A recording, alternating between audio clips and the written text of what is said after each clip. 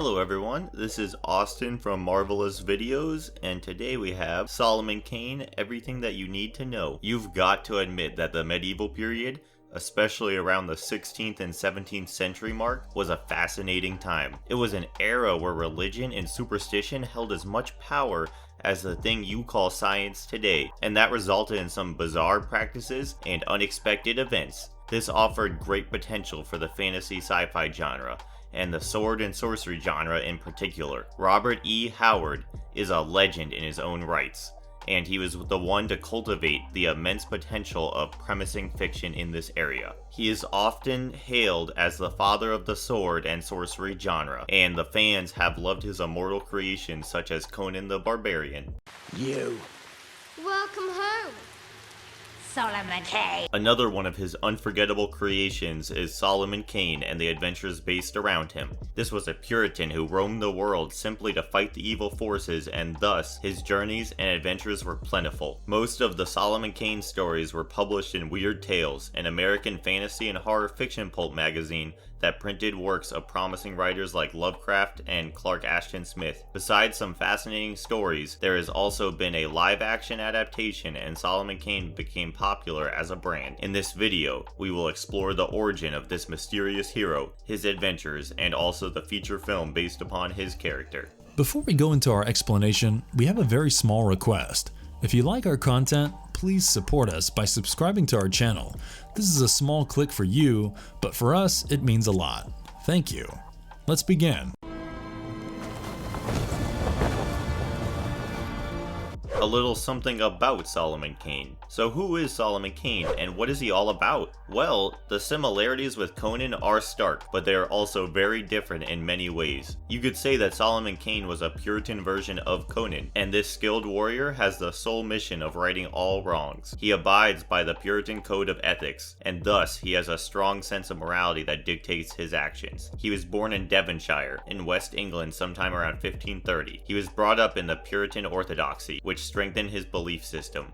Great sword masters taught him fencing and made him so lethal with the sword in hand. However, it is to be noted that he didn't exactly have a hulkish stature. He stood tall at 6 feet, but he appeared to be moderately built. He did have incredible strength, and it was because of his undying determination and belief in his cause. He dressed in black, wore a trademark slouch hat, and carried a well-equipped arsenal complete with pistols, daggers, and the magical staff of Solomon. I am the only devil here. The Puritan sects were regarded as hostile by the Tudor rulers of England, and they were openly persecuted for their beliefs and practices. Thus, his homeland was not hospitable enough for him, and Solomon Kane had a restless nature that never allowed him to settle in one place. His endless crusade to destroy all forms of evil in the name of God made him fight everything from terrible men to cultists to monsters. The stories surrounding him are marvelously innovative, and they feel quite real in many ways.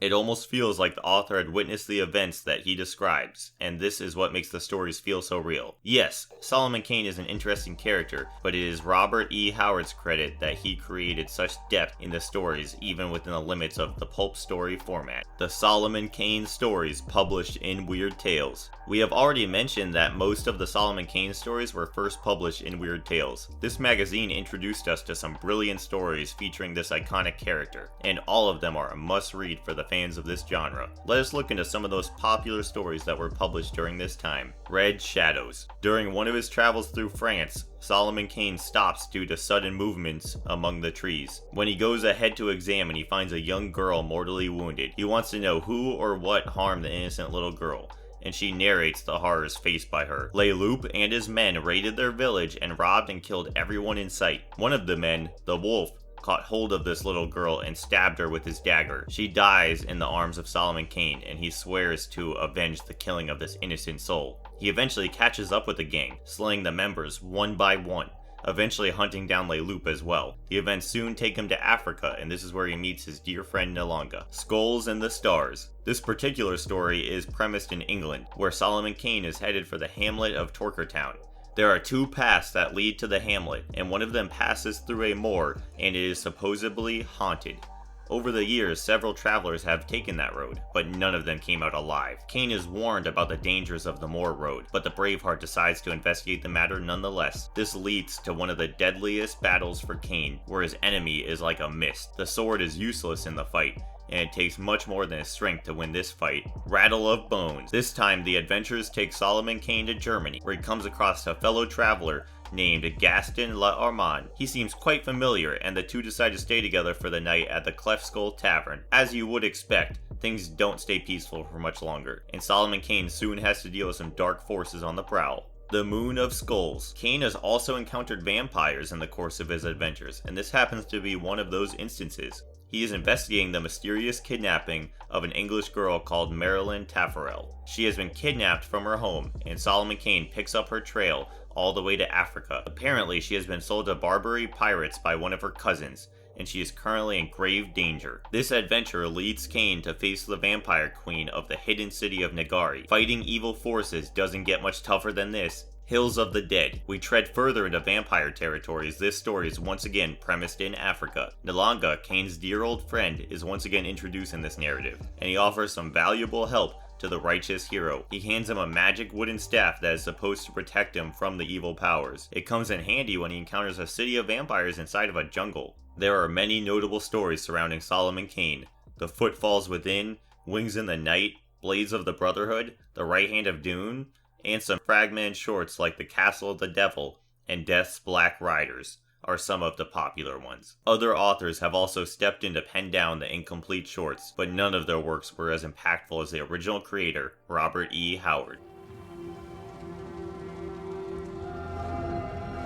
Solomon Kane. Origin and personality. We have seen Solomon Kane as the righteous, moral hero, but his origin story shed more light into the depths of his character. His determination to rid the world of all evil comes not only from his desire to protect the world, it is also indicated that he is atoning for his past sins, and the fights and altercations give him an opportunity to unleash his inner rage on the unfortunate baddies. His name is also fairly indicative of his personality. Solomon is the biblical judge, and Kane was the first assassin in human history. Put together, Solomon Kane is a man who judges right from wrong and punishes the evil with furious anger. If there is one vice in this man, it has to be his uncontrollable rage. However, this has also allowed him to defeat enemies far more superior than him, simply because of his determined anger. It is also to be noted that his rage has never caused harm to the innocent, so he has successfully used his flaw as his strength. Come on.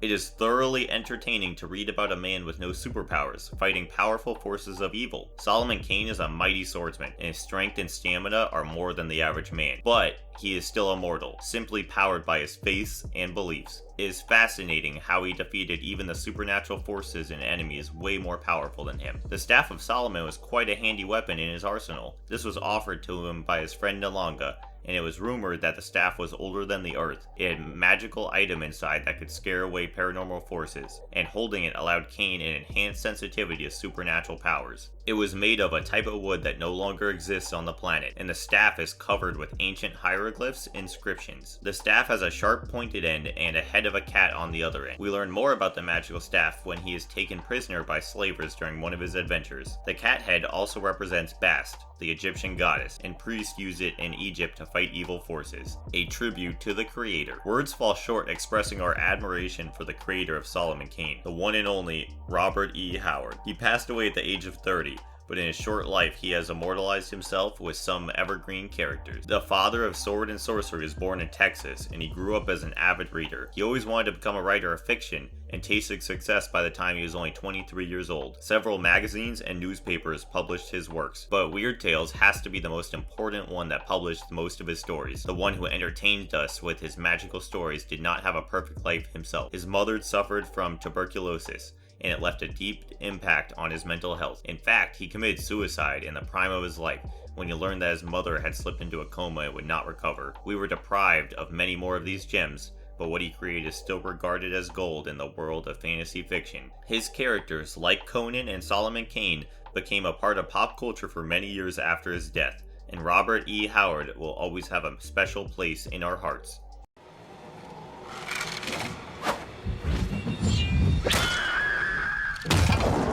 live-action adaptation. It has been a long journey for the fans that were eagerly awaiting the movie adaptation of Solomon Kane. The rights were acquired in 1997, but it took 9 more years to start filming. Eventually, the action-adventure movie titled Solomon Kane was released in 2008, and it got a decent response from the audience. However, it wasn't exactly a commercial success, and that got the future films in line cancelled. Initially, this movie was perceived to be the first in a trilogy, but a box office flop meant the plans never materialized.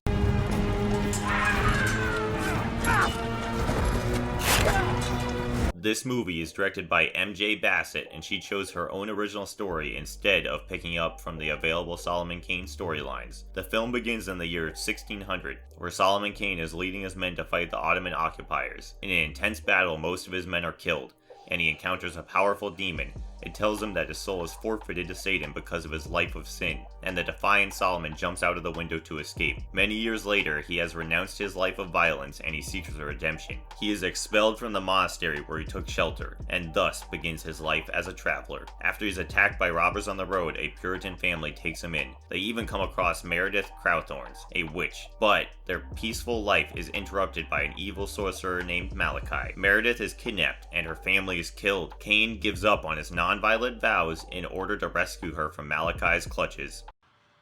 What are you?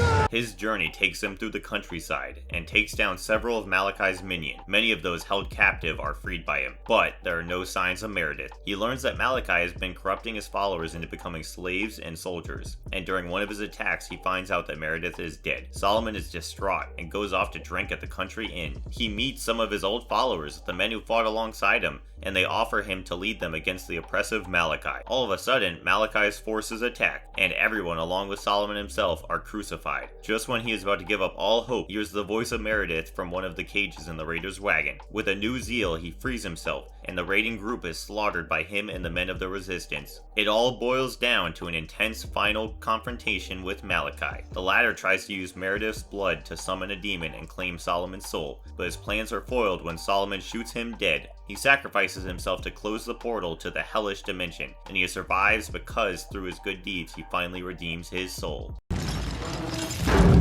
My God, only you can help me now. Our take on the movie is a typical old-fashioned sword and sorcery flick that entertains as an excellent dark adventure. What we loved most about this film is how it managed to rise above the usual formula for such movies. The protagonist is a much darker and conflicted character than the average hero, and the story is not just a maze of mindless action. The gritty and monochromatic look of the movie has to be appreciated, and it is in perfect sync with the ambiance. The visuals are simply mind-blowing, and the shots in the dark are worth watching again and again.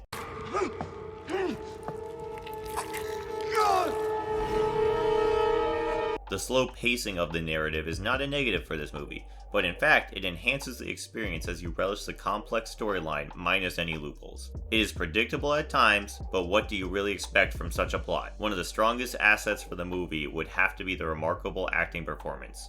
James Purefoy as Solomon Kane is a treat to watch. He is perfect as the ruthless killer with a troubled past, and he is effortless in the fight sequences.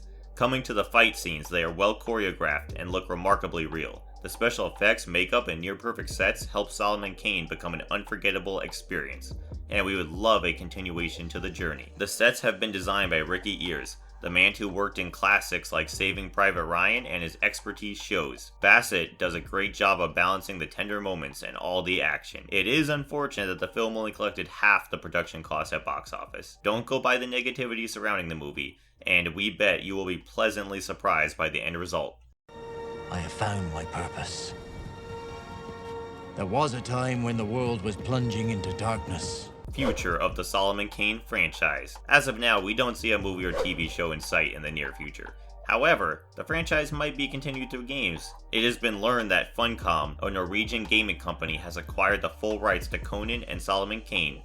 There has been some news about a game they are developing, which will have a combination of Robert E. Howard's iconic characters. Conan is easily the more popular character among the two, and from a Conan series on Netflix to Marvel comic books featuring Conan, the franchise is up and running. It is to be seen if fusing multiple characters work for Solomon Kane, but as fans, we are enthusiastic about the effort.